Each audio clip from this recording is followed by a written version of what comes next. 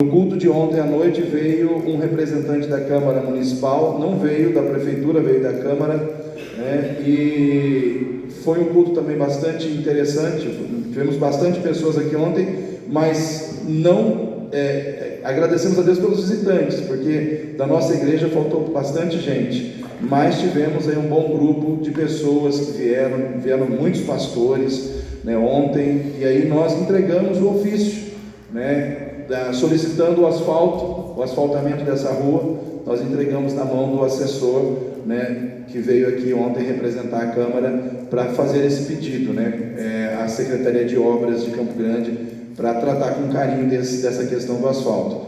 A outra via do abaixo-assinado ficou aqui, eu vou entregar na Prefeitura essa semana, né? Então, tipo assim, irmãos, o encaminhamento foi dado, né? Está nas mãos do Senhor. É como eu disse ao assessor que estava aqui ontem, nós não queremos colocar ninguém na parede, nós não estamos aqui para pressionar ninguém, tem que fazer. Estamos aqui para dizer que existe uma necessidade, muitas pessoas estão assim ansiosas por essa necessidade ser atendida, e a igreja faz parte desse povo também, porque quer queira, quer não, as pessoas querem chegar à igreja e por causa do barro, da dificuldade, às vezes fica mais difícil. Mas, enfim, fizemos a nossa parte e estamos aqui hoje para concluir esses 3 dias de culto aí, abrindo nosso coração para ouvir a voz do Senhor Jesus. Quem quer ouvir a voz do Senhor aqui? Aleluia, louvado seja o nome de Jesus. Eu achei interessante que o pastor Luiz Carlos, ele pregou na sexta-feira sobre oração, e ele falou em Atos 12, e o pastor que veio de Curitiba, que esteve aqui ontem pregando, né, o pastor Ilquias, também falou sobre Atos, falou sobre a multiplicação, né, a igreja multiplicadora, ou a multiplicação como um propósito de Deus na vida da igreja. E para não fugir, né, eu também vou estar falando sobre Atos, né? Então vamos os 3 dias aí, vamos pensar aí no livro dos Atos dos Apóstolos. Abra sua Bíblia no capítulo 4, eu gosto desse texto, já o li em outras oportunidades, já fiz reflexões aqui sobre esse texto em abertura de culto, mas hoje eu quero entrar um pouco mais profundamente nesse texto de Atos, capítulo 4, versículo 29 até o 35. Atos, capítulo 4, do 29 ao 35. Então nós vamos estar lendo esse texto, e Deus vai falar conosco acerca daquilo que Ele quer ministrar aos nossos corações. Todos acharam? Amém? Quem não achou ainda? Então eu vou estar lendo, você acompanha a leitura aí com a sua Bíblia aberta. Eu não sei, o Davi também agora expõe ali, né, no Data Show, fica mais fácil agora, né? Então nós temos esse recurso aí nos auxiliando. Então diz assim: agora pois, ó Senhor, olha para as suas ameaças e concede aos teus servos que falem com toda ousadia a tua palavra, enquanto estendes a tua mão para curar, e para que se façam sinais e prodígios pelo nome de teu Filho, de teu santo Filho Jesus. E tendo orado, moveu-se o lugar em que estavam reunidos, e todos foram cheios do Espírito Santo, e anunciavam com ousadia a palavra de Deus. E era um o coração e a alma da multidão dos que criam, e ninguém dizia que coisa alguma do que possuía era sua própria, mas todas as coisas lhes eram comuns. E os apóstolos davam com grande poder testemunho da ressurreição do Senhor Jesus, e em todos eles havia abundante graça. Não havia, pois, entre eles necessitado algum, porque todos os que possuíam herdades ou casas, vendendo-as, traziam o preço do que fora vendido e depositavam aos pés dos apóstolos, e repartia-se a cada um segundo a necessidade que cada um tinha. Amém, igreja? O que precisa ter na igreja de Cristo hoje, que tinha na igreja apostólica? O que precisa ter hoje nesta igreja, que havia lá?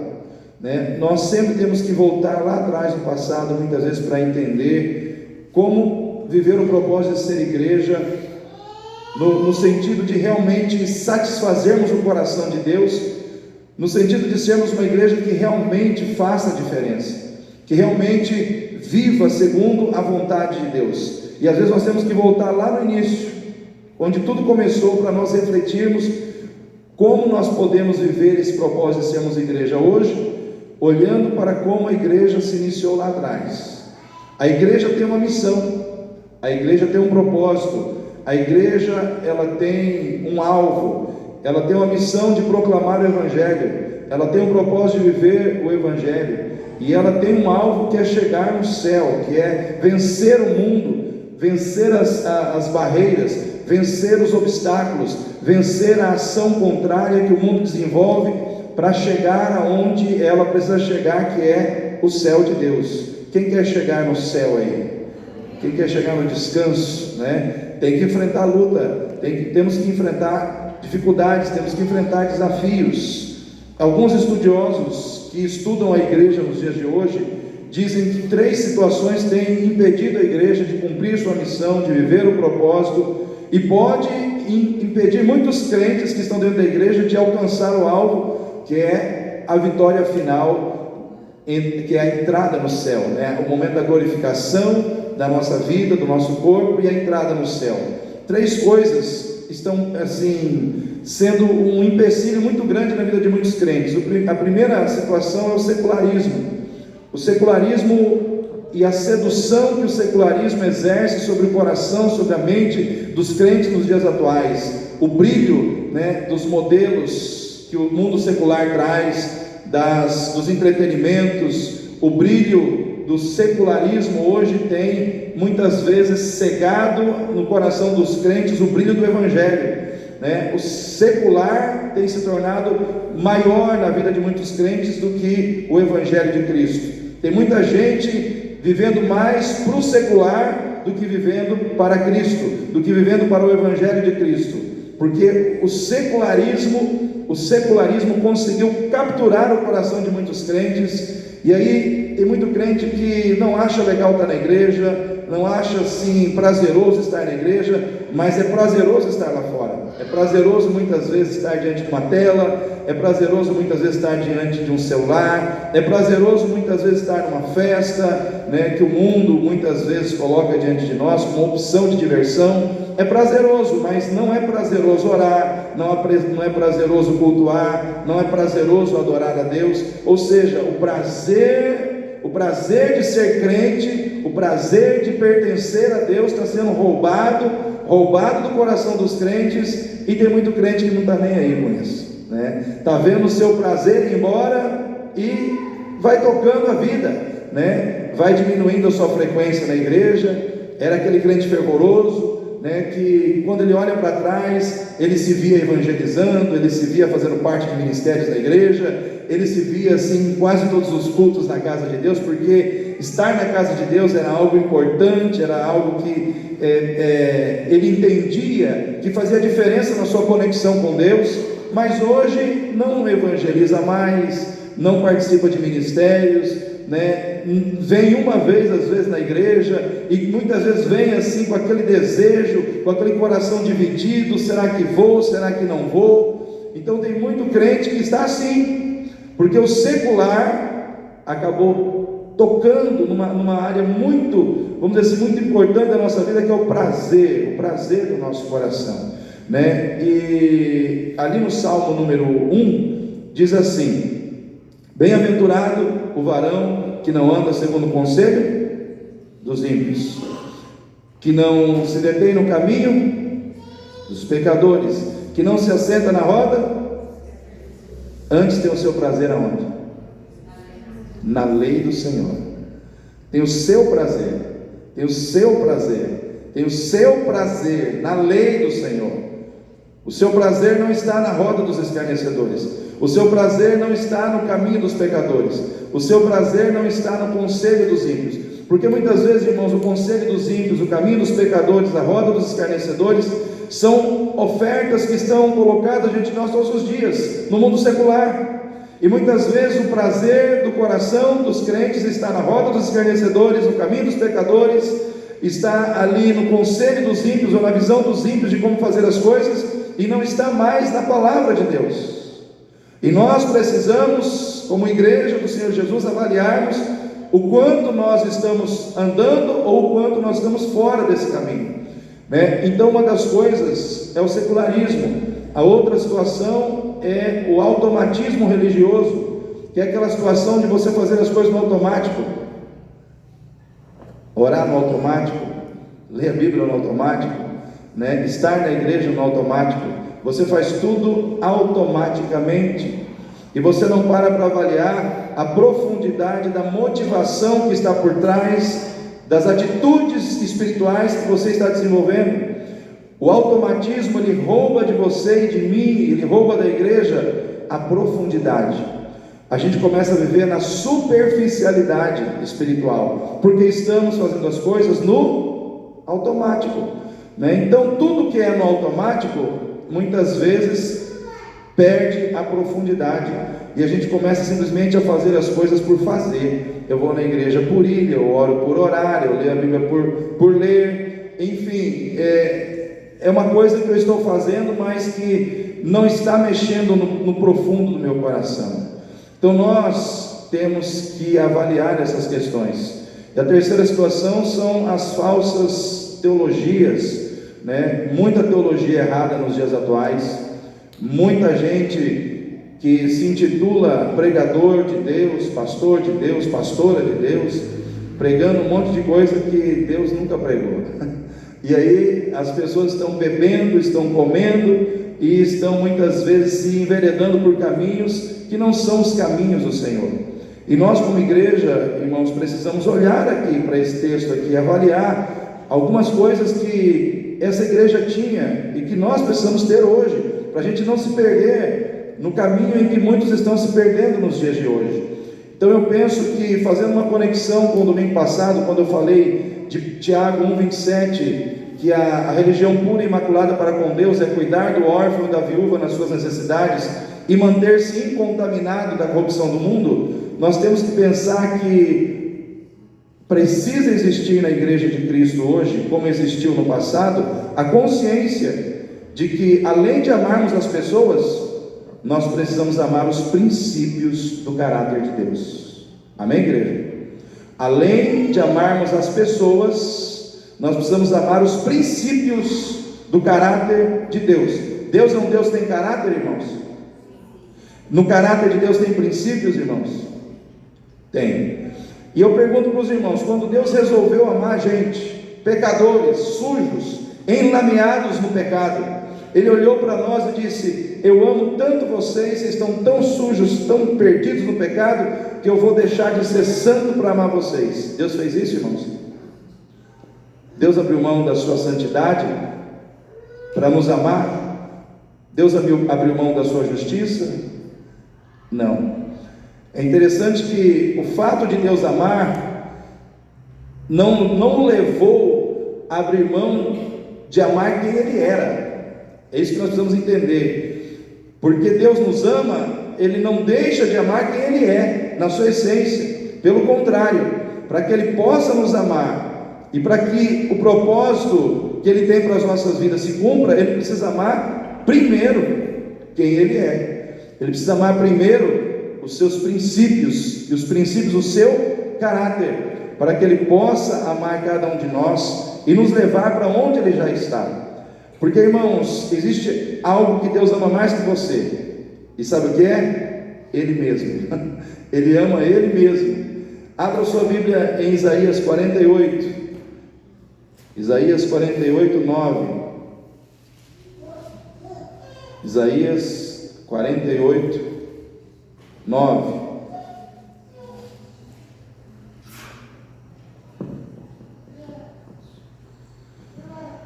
Isaías 48, 9 diz assim.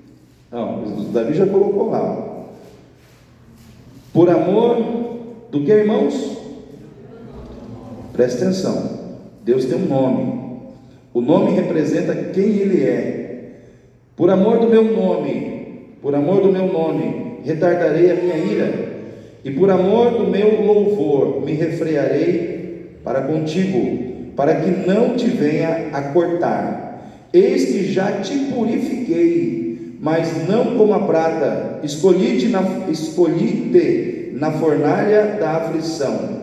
Versículo 11: por amor de mim o farei, porque como seria profanado o meu nome, e a minha glória não darei a outro.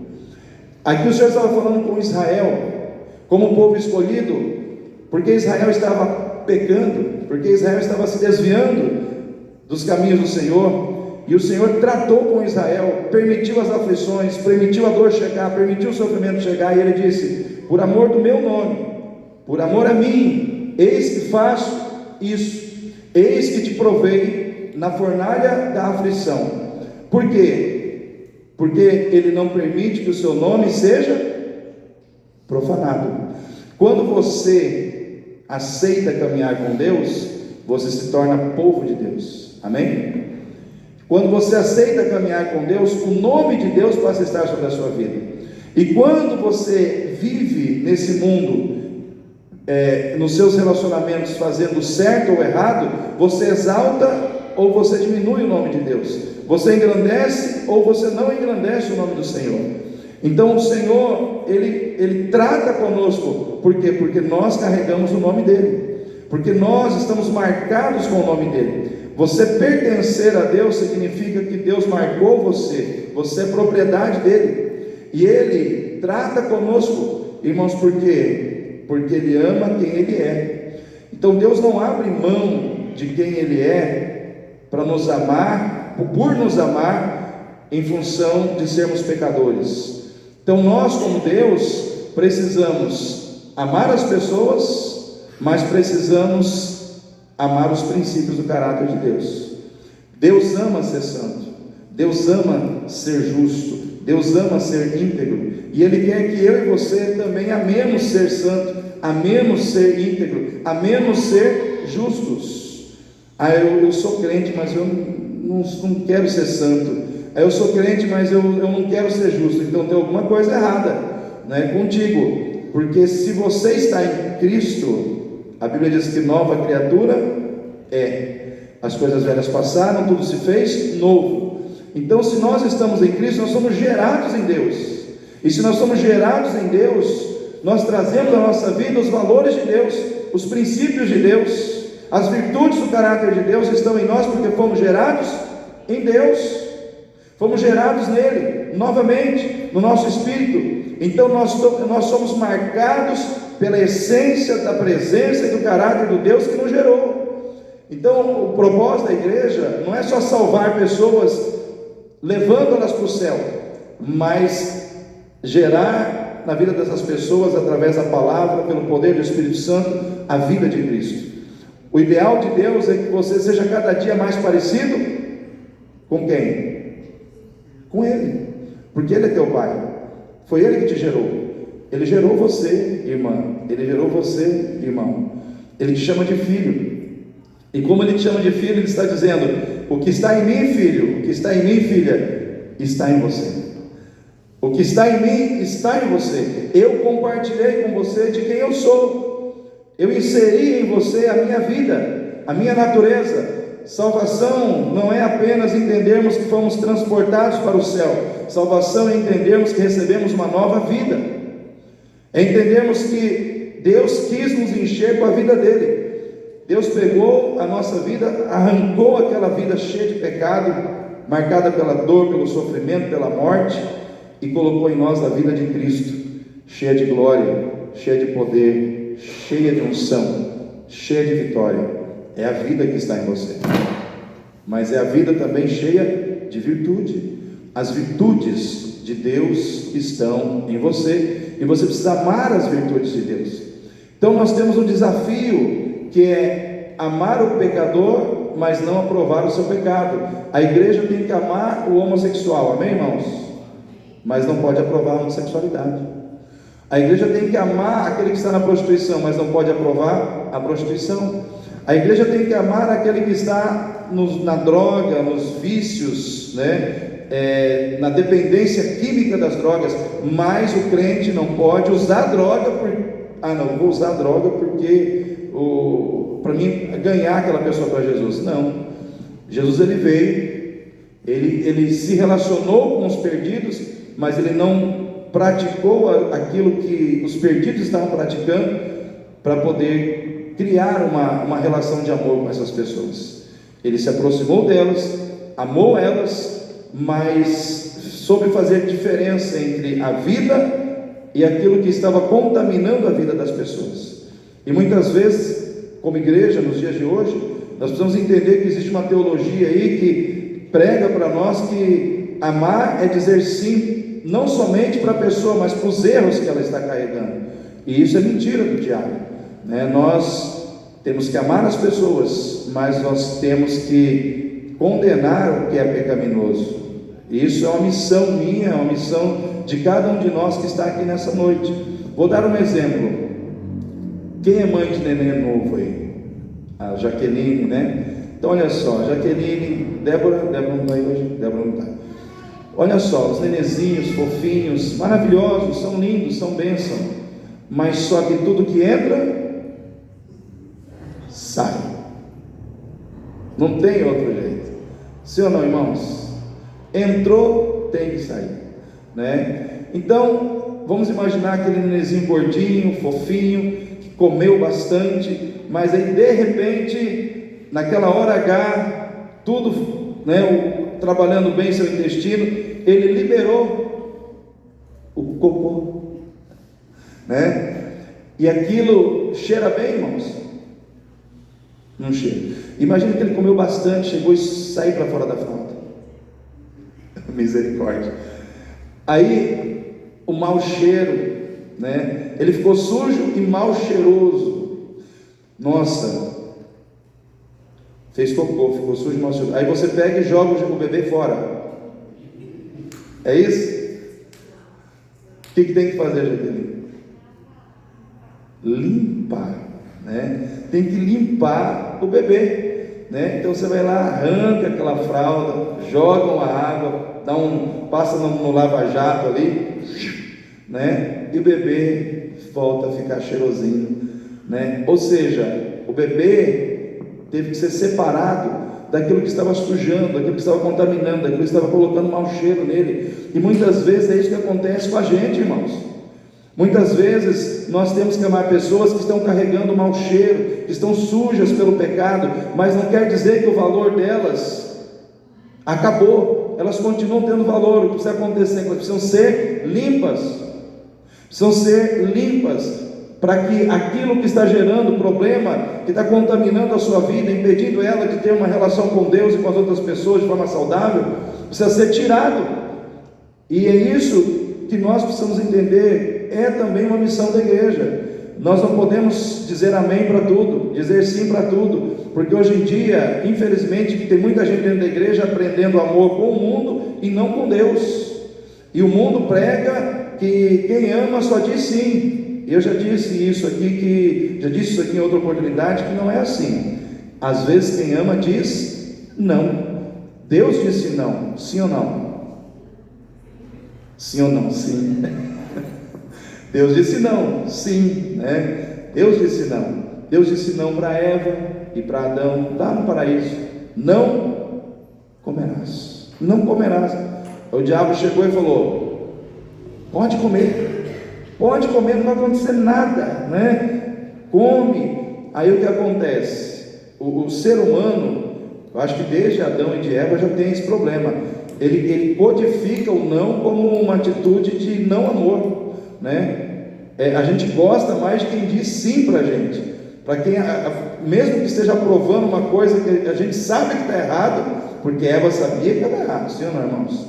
Sabia, mas mesmo sabendo que estava errado, aquele sim, né, que veio de Satanás, induziu o coração dela a caminhar no caminho do erro, porque a gente confunde amor com atitudes que vão de encontro àquilo que a gente deseja, sem parar para pensar que muitas vezes aquilo que nós estamos desejando não é o que Deus está desejando para nós, mas só que aquele sim, dizendo sim, vai, vai, a gente vai, mete as caras e se arrebenta, né? Deus disse não para esse casal, Deus disse não para Moisés. Moisés dedicou toda a sua vida a Deus, aí ele bateu na rocha, quando ele deveria ter falado com a rocha, e aí Moisés não entrou na terra, né, de Canaã.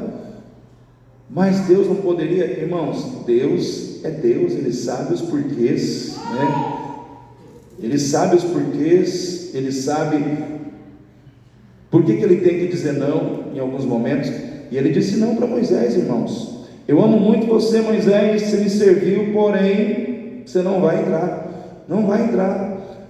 E mesmo amando a Moisés, eu não tenho dúvida alguma que Deus amava Moisés muito, e o tinha em alta conta, porém, Deus foi firme no propósito de dizer não para Moisés.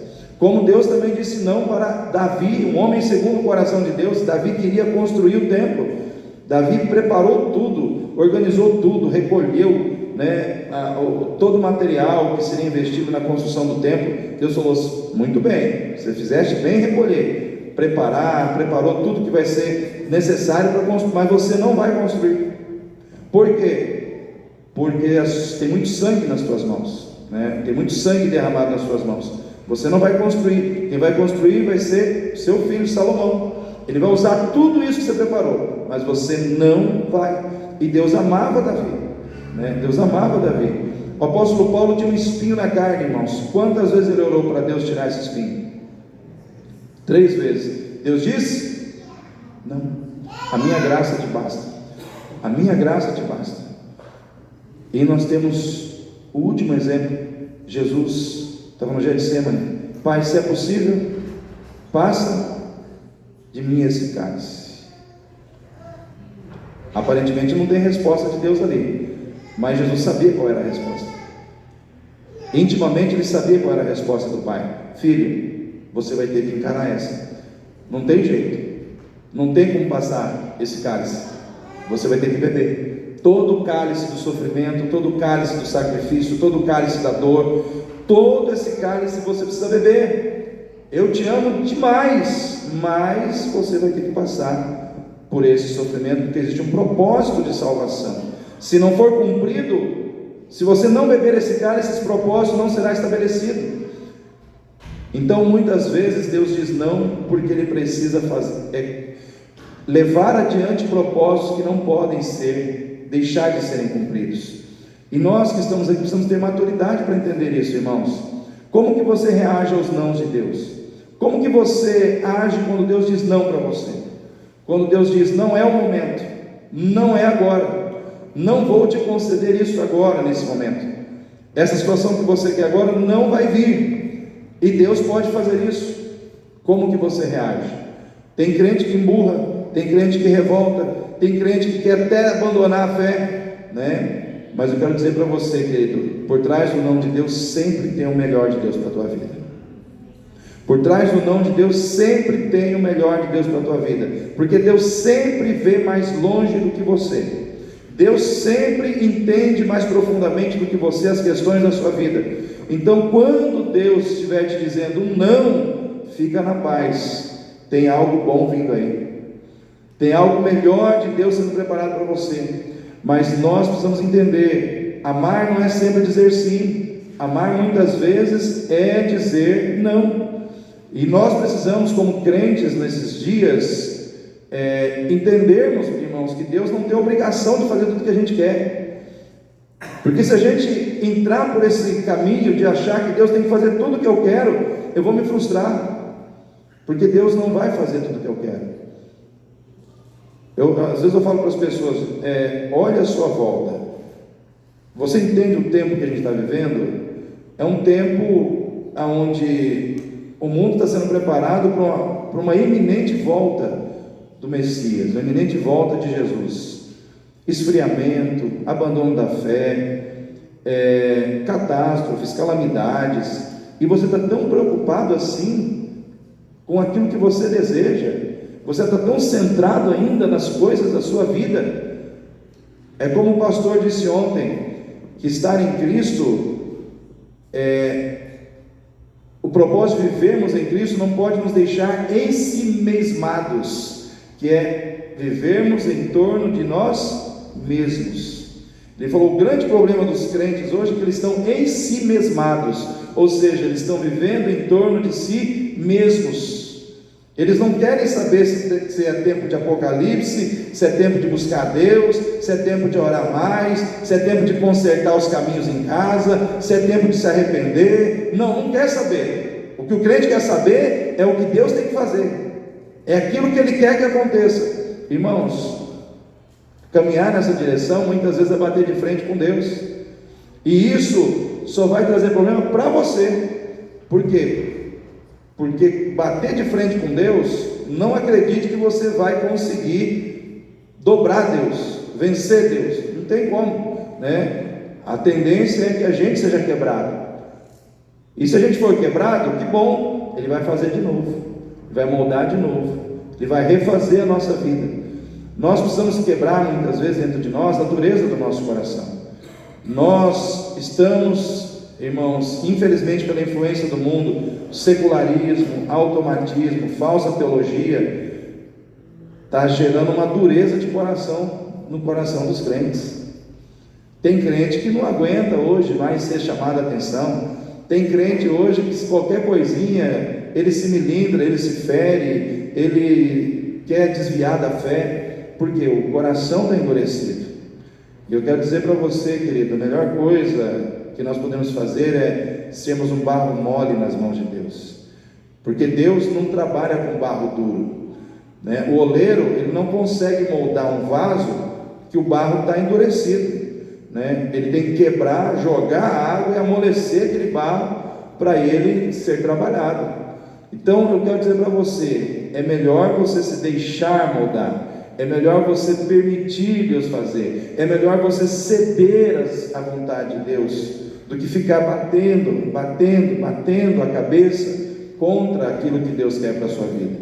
Nós estamos vivendo tempos em que a gente precisa avaliar o que é mais importante para nós, as coisas que a gente tem aqui ou as coisas que a gente tem garantido na eternidade. Mas para isso a gente tem que pagar o preço, né? O preço de obedecer, o preço de renunciar, o preço de muitas vezes lutar contra nós mesmos, porque eu tenho certeza, irmãos, que cada um de nós se conhece. A gente sabe o quão muitas vezes difíceis nós somos, e muitas vezes está ficando mais, vamos dizer assim, mais acentuado na nossa vida, porque estamos orando menos, estamos lendo menos a Bíblia, estamos participando menos, né, de culto congregacional na igreja. Então o nosso tempo com Deus está cada vez menor, e não pense que isso não tem um reflexo negativo na tua vida, porque tem, né? Tem, esfria, nós esfriamos, né? Então nós precisamos ter essa consciência. Precisamos amar as pessoas, mas precisamos amar os princípios do caráter de Deus. Eu tenho que amar quem Deus é, e eu tenho que querer viver na minha vida aquilo que está na vida de Deus. Eu preciso querer ter em mim o que está no caráter de Deus. Tem santidade lá, eu quero ter santidade aqui. Tem justiça lá, eu quero ter justiça aqui. Tem integridade lá, eu quero ter integridade aqui. Tem amor pelas coisas espirituais, pelos propósitos do reino espiritual, eu quero ter isso na minha vida. A Bíblia diz, irmãos, que nós não devemos andar ansiosos por coisa alguma.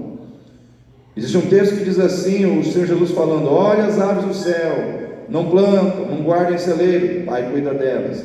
Olha o lírio do campo, nem Salomão conseguiu se vestir como um deles. Existe amanhã lançado no fogo. Mas Deus cuida de plantas, Deus cuida de aves. Não cuidará de você, feito a imagem e semelhança dele? Não cuidará de você, que ele fez com todo o primor, com todo o carinho, a sua imagem e a sua semelhança? Então eu quero dizer para você nessa noite, Deus cuida da tua vida, Deus cuida do seu levantar, Deus cuida do seu deitar, Deus cuida de você. Só que Ele não quer que você fique pensando demais nessas coisas, porque aí Ele diz para mim e para você, lá em Mateus 6,36, mas buscai primeiro o reino de Deus, e a sua e as demais coisas vos serão acrescentadas. Eu quero dizer para você, querido, coloque mais o seu coração nas coisas de Deus. Essa igreja de Atos aqui, os crentes, sabe qual que era a rotina deles? Era buscar a Deus. Eles perseveravam nas casas, no templo, dia e noite, buscando, orando, clamando ao Senhor. Eles estavam ali. Não estou dizendo que a gente tem que estar 24 horas aqui no templo, não estou dizendo que a gente tem que estar 24 horas aqui na igreja, mas estou dizendo que se nós temos oportunidade de estar aqui mais do que já temos estado, a gente precisa fazer isso, a gente precisa se dispor a isso, a gente precisa vencer muitas vezes, irmãos, essa falta de prazer que o mundo tem colocado dentro de nós por aquilo que é de Deus. A gente precisa voltar a sentir prazer em cultuar, em adorar a Deus. Eu estava falando com um pastor hoje de manhã, ele falou: pastor, quantas vezes, ele falou, frio, eu passava vigília, a gente sabe, enfrentava frio de noite para estar na presença de Deus. O que é 2 horinhas, 3 horinhas na presença de Deus?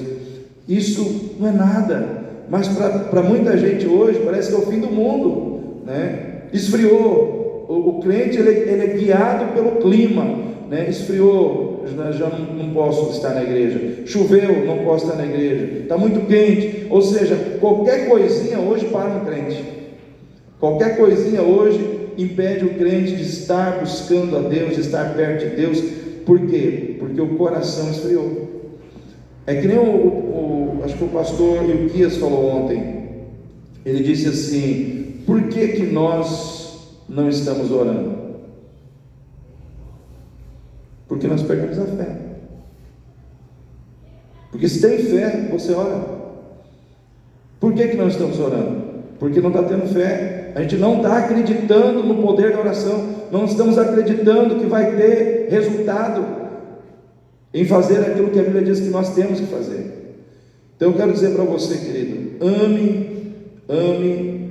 ame a Deus para depois amar as pessoas. Ame os princípios do caráter de Deus para depois amar as pessoas.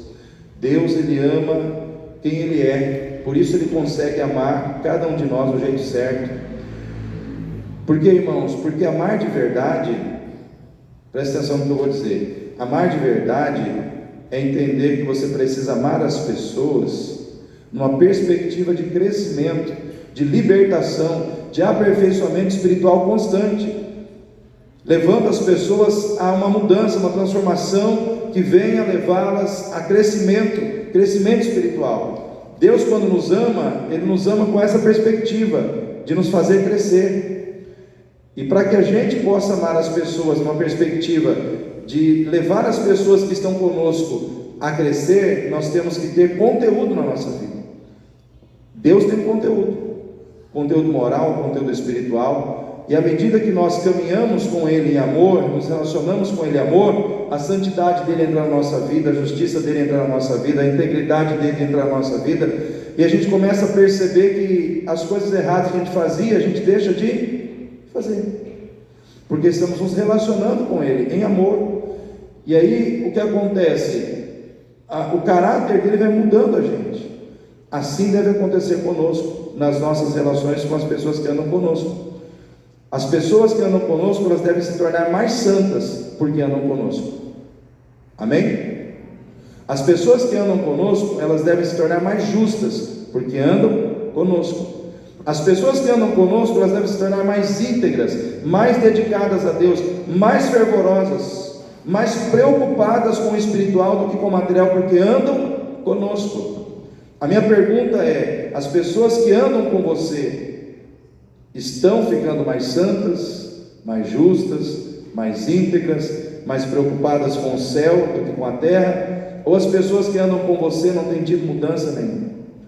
Então essas perguntas a gente tem que fazer para o nosso coração.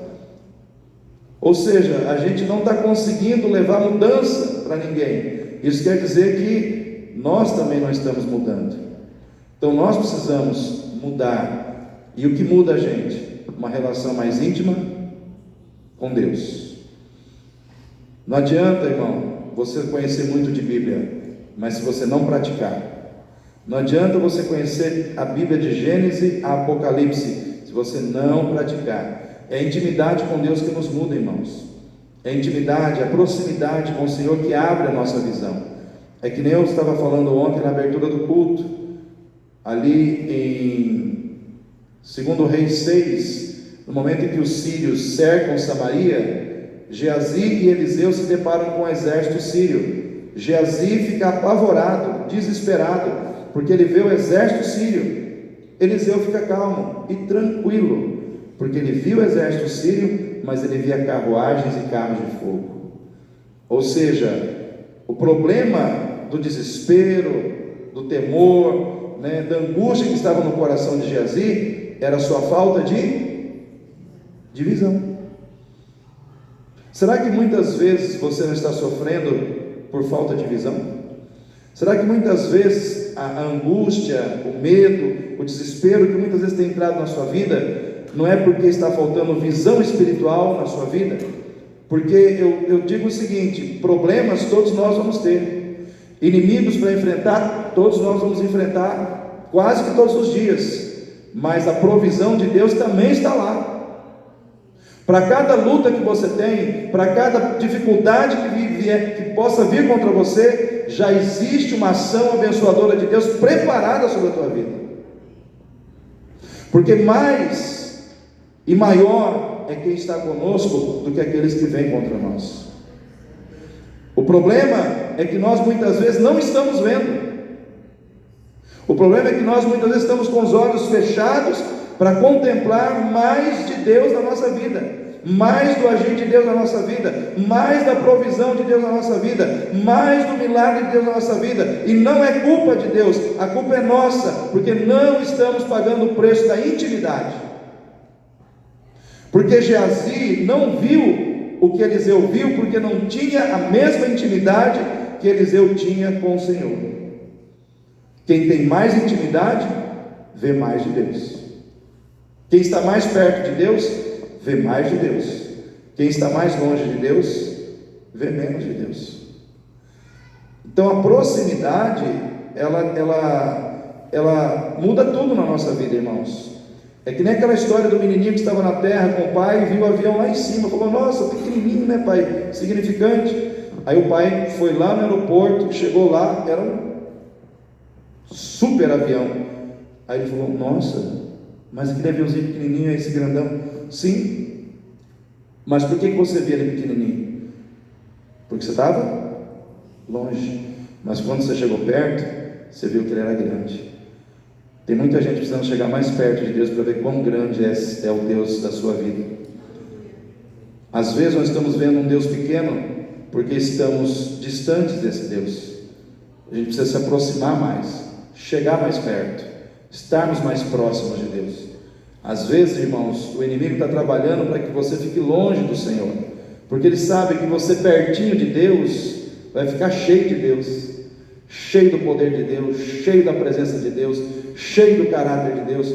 E isso é um problema para o mundo. Pessoas cheias de Deus é um problema para o diabo. Então por isso o diabo quer manter as pessoas longe de Deus. Como você está diante de Deus? O que precisa ter nessa igreja que tinha na igreja de Atos? O amor de Cristo fluindo no coração dos crentes. Pergunta para o seu irmão aí: tem amor nesse coração aí, irmão? A Bíblia diz que o amor estava fluindo no coração dos crentes, e aonde o amor de Cristo flui, os crentes não ficam indiferentes às necessidades daqueles que sofrem. A gente se sente tocado, a gente se sente, vamos dizer assim, movido a agir, para abençoar, para socorrer, para estender a mão sobre aquele que precisa da nossa ajuda. E falando da visão, como a visão muda tudo, Jesus, quando viu aquela multidão de mais de 10 mil pessoas, faminta, e os discípulos olharam e disseram: despede, porque não tem pão para essa gente, não tem comida para essa gente. Os discípulos viram um problema. Jesus viu uma oportunidade de revelar ali o amor e o poder de Deus. Rio Grande do Sul, Você só está vendo um problema lá? Só tem um problema lá, o problema da enchente, matando gente, ou você vê aquilo como uma oportunidade para que o amor de Deus seja manifestado, para que o poder de Deus seja manifestado, para que Jesus seja engrandecido? Eu falei com um pastor hoje, esse mesmo pastor que eu falei hoje de manhã, ele falou assim que muita gente está se convertendo a Cristo, porque muita gente foi para os abrigos, e muitos abrigos desses são igrejas, Batista, Assembleia de Deus e outras denominações. Gente, a gauchada está aceitando Jesus assim de penca, né? É muito gaúcho entregando a vida para Jesus. Nunca tinha ouvido o Evangelho, agora tem que ouvir, né? Não queria ouvir porque estavam bem, estavam nas suas casas. Agora todo mundo teve que se concentrar num lugar só, e Deus manda lá um obreiro, manda lá um pastor, manda lá um pregador, falar: Jesus é o Salvador. Irmãos, estão aceitando a Jesus. É claro que a televisão não passa isso, mas oportunidade para mostrar que Deus salva, para mostrar que Ele, no meio da aflição, no meio da dor, tem salvação. No meio da dor, no meio da aflição, tem salvação em Cristo. E é oportunidade para que nós, como igreja, em amor, levemos vamos dizer assim, o que precisa ser levado até lá, né? Seja mantimento, seja roupa, e acima de tudo o Evangelho. Então isso está engrandecendo também o nome do Senhor. Então, no meio do sofrimento, às vezes a gente precisa ver oportunidades de Deus que estão sendo desenvolvidas, que estão sendo trabalhadas. Nós que estamos aqui, estamos bem, irmãos. Mato Grosso do Sul aqui não tem mar, né, para a gente enfrentar tsunami, também não tem rio aqui que possa inundar Campo Grande. Deus nos colocou num lugar assim estratégico. Eu ouvi, irmãos, de um pastor. Eu estava lá na reunião dos pastores, lá na igreja Atos de Justiça, e o pastor Dinho, ele estava falando de um profeta que esteve lá na igreja Atos de Justiça. Eu não sei se esse profeta é vivo ainda, eu não sei. Ele disse que existem 5 cidades estratégicas no mundo para o grande avivamento que Deus vai fazer no mundo. A 5ª cidade chama-se Campo Grande, Mato Grosso do Sul. Você sabe o que é isso, irmãos? Do mundo inteiro, Campo Grande, não tem nenhuma outra cidade no Brasil. Campo Grande está entre essas 5 cidades, onde Deus vai levantar uma igreja que vai mover na terra, que vai trazer um grande avivamento final nos últimos dias. Quando eu vi isso, eu arrepiei, falei: estou no lugar certo, né? E nessa reunião foi feito um desafio para que os pastores de todas as denominações da cidade pedissem para os crentes orarem 5 minutos por um avivamento em Campo Grande. Um avivamento marcado, primeiro, por arrependimento de pecado, porque não tem avivamento onde o crente não se arrepende. Irmãos, o que quebranta o coração de Deus? Arrependimento. Aquela situação de você chegar e olhar: Senhor, sou pecador mesmo, Pai, me perdoa, meu coração está duro, tenho feito o que não deveria, sabe, se arrepender, como está lá no livro do profeta Joel. Chorem os sacerdotes, rasguem seus corações e não suas vestes, com jejum, pranto e oração. Jejum, pranto e oração, se acheguem na minha presença. E o que acontece? Depois desse pranto, desse jejum, dessa oração, o Senhor manda a chuva serôdia temporã sobre o seu povo. É tempo de Deus mandar avivamento, mas precisa haver essa disposição de se arrepender, de buscar, de orar, de jejuar. O pastor Luciano Subirá esteve nessa reunião e ele falou o seguinte, que Deus pediu dele 4 jejuns de 40 dias. Começou em 2018, ele fez um jejum de 40 dias em 2018, depois ele fez um jejum de 40 dias em 2019, aí 2020, 2021 ele não fez, aí ele foi orar, e Deus falou para ele: agora eu quero que você escreva sobre jejum, e que você ensine os pastores das minhas igrejas que é necessário jejuar, porque eu, o Senhor, quero descer sobre a terra com avivamento. Mas eu preciso que vocês jejuem, eu preciso que vocês entrem em intimidade comigo. Aí ele conta que quando ele ficou 40 dias sem jejum, o gosto, o paladar dele mudou. Ele entrou num restaurante e ele pediu, ele estava em jejum nesse dia, e ele pediu água e limão. E aí o camarada trouxe um tanto assim de limão espremido, e ele tomou aquele caldo do limão sentindo doce. Aí os outros pastores falaram: não é possível. Aí todo mundo experimentou, estava azedo, mas ele sentia doce. E aí o que Deus colocou no coração dele? Que o doce que estava naquele caldo de limão sempre esteve ali, mas só teve acesso àquele doce quem pagou o preço de buscar intimidade com Ele. Aí ele diz: tem coisas que estão diante dos nossos olhos, que sempre estiveram ali para serem recebidas por nós, mas nós não estamos alcançando, não estamos pegando, não estamos provando, porque nós não estamos pagando o preço da intimidade. Tem muita coisa que Deus quer liberar sobre a tua vida, experiências novas que Deus quer te dar, mas você não está provando, porque você não está mais perto de Deus. Então nós que estamos aqui, temos que nos despertar para isso, temos que nos despertar. Irmãos, o amor nos leva a suprir necessidades, mas o amor também nos leva a buscar mais a Deus, para que Ele possa ser o centro das nossas atenções.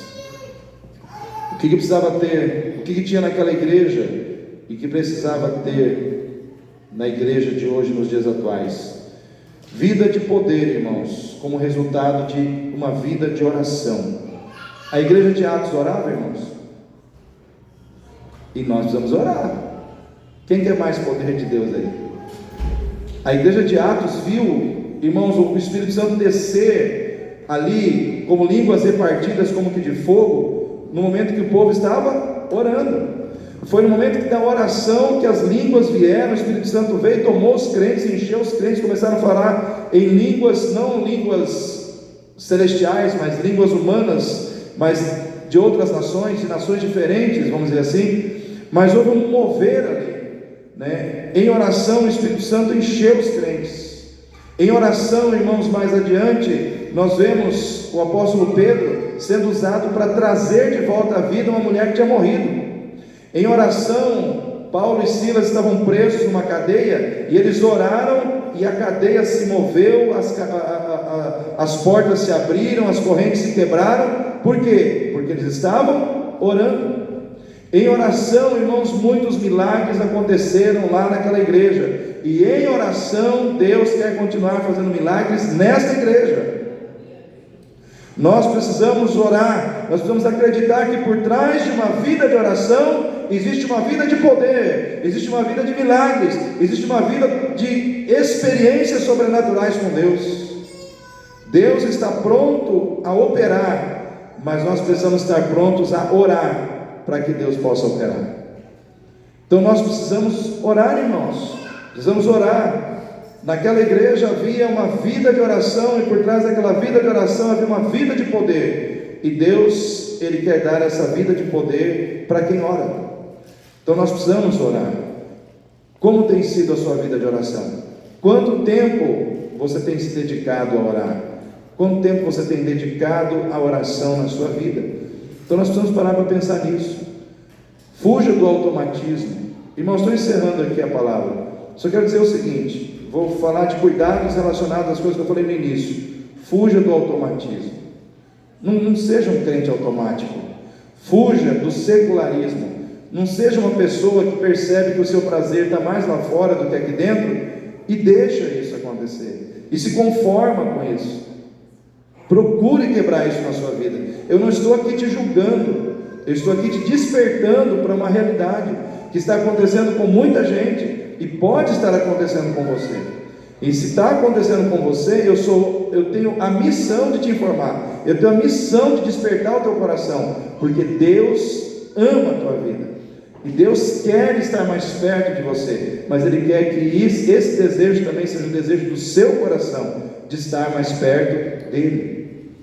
Irmãos, é tanta coisa que o diabo produz lá fora para ganhar o coração dos jovens, principalmente dos jovens.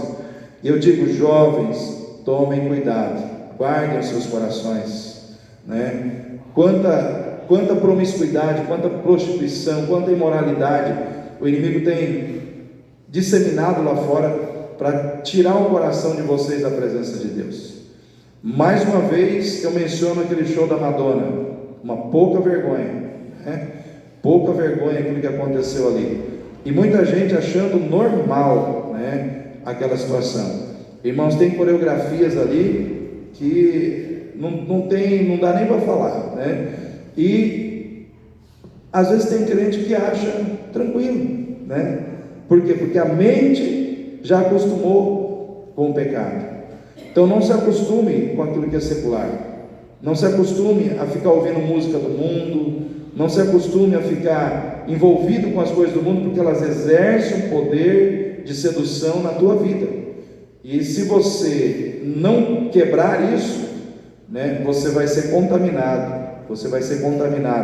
E aí Deus vai ter que limpar você, que nem faz com o nenenzinho que eu dei no exemplo, né? Vai ter que tirar de você aquilo que te contamina, aquilo que gera em você um mau cheiro, que gera em você sujeira, né? Mas é o trabalhar de Deus, né? Mas às vezes para o nenenzinho não é confortável ser limpo, né? E às vezes para nós que já somos adultos, a limpeza de Deus é um pouco mais, a metodologia é um pouco mais forte, né? Então eu quero dizer para você, seja sábio, coloque o seu coração diante do Senhor, busque a Deus enquanto se pode achar, valorize a palavra.